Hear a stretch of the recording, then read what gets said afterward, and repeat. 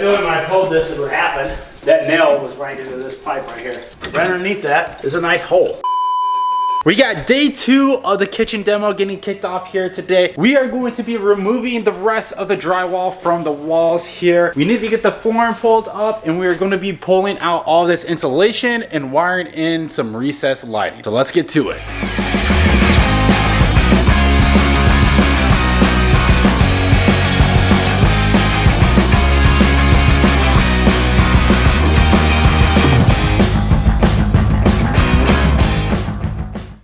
We got the old man here today. The dump trailer is pretty full, so I need to go ahead and run that real quick. In the meantime, he's gonna be pulling some nails out of the wall from where we pulled off all the drywall and getting things cleaned up.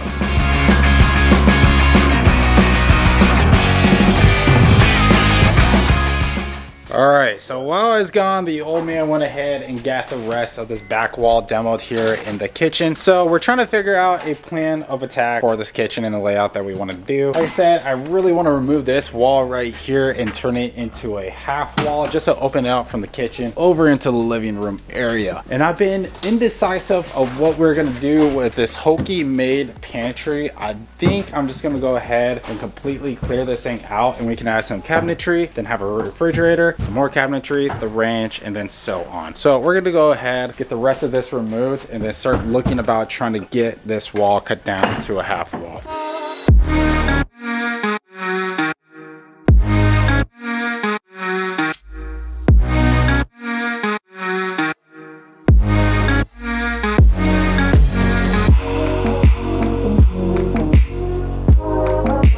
We've made some pretty good progress today. We've got the wall removed that was separating the living room from the kitchen, so that's huge. We got all of the electrical caps so that we can go ahead and run the recessed lighting in here. And the rest of the walls are all opened up and demoed, so we can make any changes that we have to. Next up on the docket is going to be removing the floor, but we're gonna wait to do that tomorrow when I have the rotor hammer, because all of this stuff is tarred down. So it's gonna be super hard to pull up. So we're gonna go ahead and call it a night for tonight. We'll be back here tomorrow.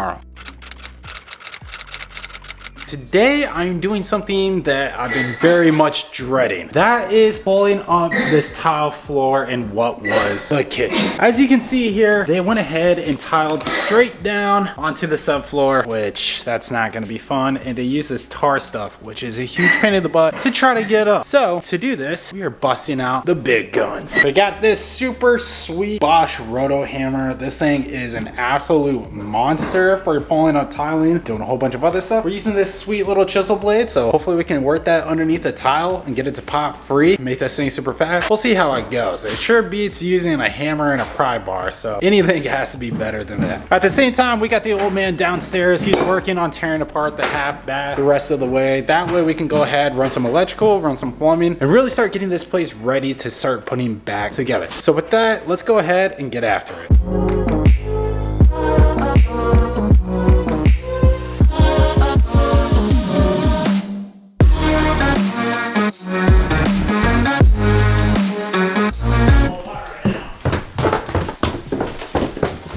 When I pulled this, it would happen.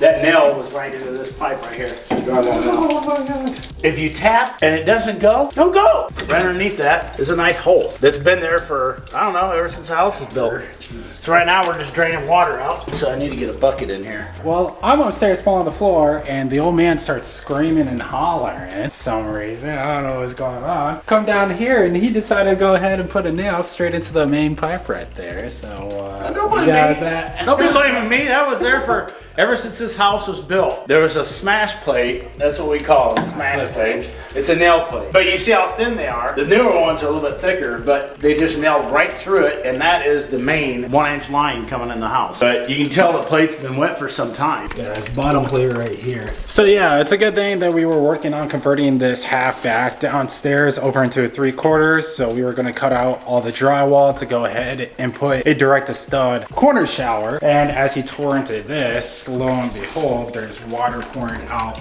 all along here on the bottom plate for the framing for the house here. And that is caused because of the nail right here that punctured into the main line right there. So we're definitely gonna have to address that. He went ahead and already got the main all closed off so we can get the water pressure out of here. What's leaking is everything that was pressurized within the house anyway, so it's all draining down and pouring out into here. So we have to wait for that to finish doing that, and then we'll have to end up capping lines and route them differently. This is why I don't bring the old man to job sites, because he just destroys things. After we get done letting the water drain out, what's your plan now? I'm gonna put some fans on this and let it start drying for a few days. The plan with here is that we had laundry down in this half bath as well, which is how you can see these two supply lines, the drain line, and then they had the water main covered up. The plan is to go ahead and push the laundry out into the garage, which is on the other side of this wall. So these need to get flipped around anyways. Same with the water main, so that isn't protruding into the standing shower as well. So we're gonna have to turn off the water and address this plumbing anyway. So for the time being, it's not that bad. We just have to go ahead and let all the water drain out, which that'll probably take approximately 2.5 days. Just kidding. I don't know how long it's gonna take, but it's gonna take a while because there's a lot of lines in this house. If you're gonna do something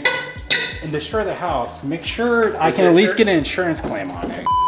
Gotta get that picture for Facebook post tonight. Hell yeah. But anyways, let's get back to it. Let's get the rest of this floor pulled up here. We're making a pretty good dent on it. If I was having to use the hammer and pry bar, oh my gosh, this would take forever. But that rotor hammer is definitely making it easy, busting up the tile, clearing out the way. And as I go through, I'm just dumping the tiles, trying to keep it a relatively clean process. So.